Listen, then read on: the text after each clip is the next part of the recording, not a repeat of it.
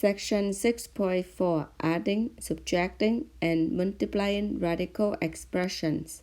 Objective 1. Add and subtract radical expressions. Example number 1. Add or subtract. A. 5 square root of 2x plus 9 square root of 2x. So you can see that square root of 2x and square root of 2x are like terms. So what I'm going to do is I will factor out the square root of 2x. Then what I have left is 5 plus 9 square root of 2x. And then 5 plus 9 is 14 and square root of 2x.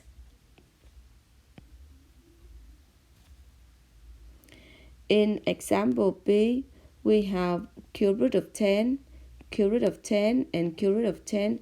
They are like terms. So we can factor out cube root of 10.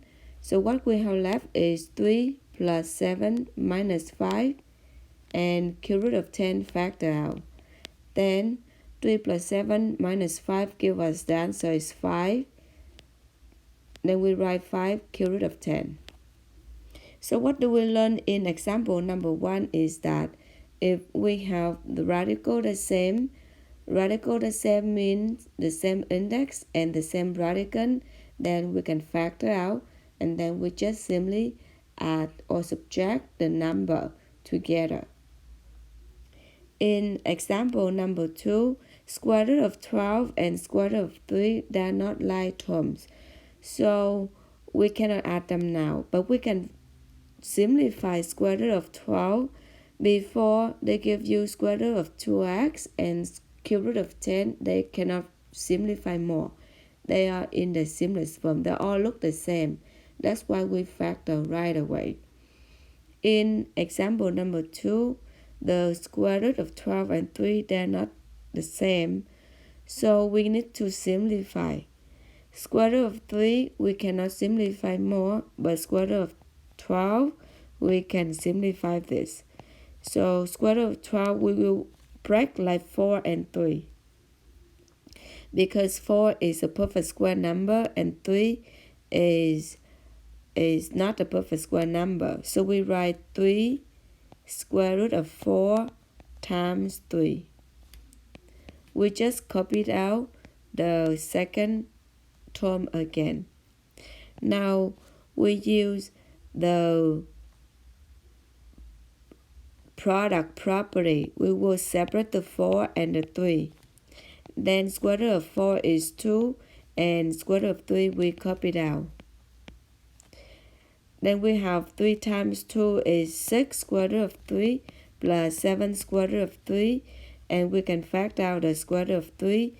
We will get 7 and 6 add together, and the answer will be 13 square root of 3. In problem B, we see that the two square roots are not the same, so we need to simplify them.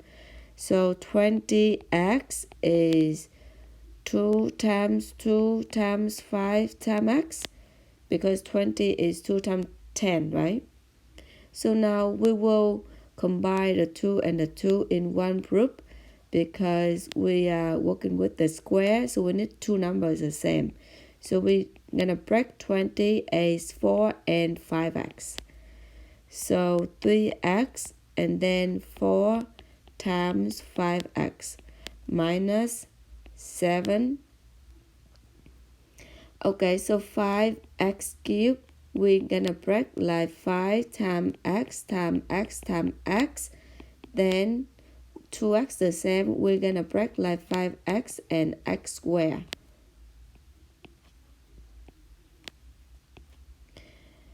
Then minus 7 x squared times 5x. Now we're going to use the property product to separate them. So square root of 4 times square root of 5x minus 7 square root of x squared times square root of 5x. Then square root of 4 is 2 and square root of x squared is x. So outside we simplify, we get 6x square root of 5x minus 7x square root of 5x. The like terms are x square root of 5x and x square root of 5x. We need to factor them out. We will get 6 minus 7 and then x square root of 5x. Then the answer will be negative 1 x square root of 5x. In problem C, we have square root of 5 and square root of 13. They cannot simplify more. So in part C, the problem is done. We cannot do anything more.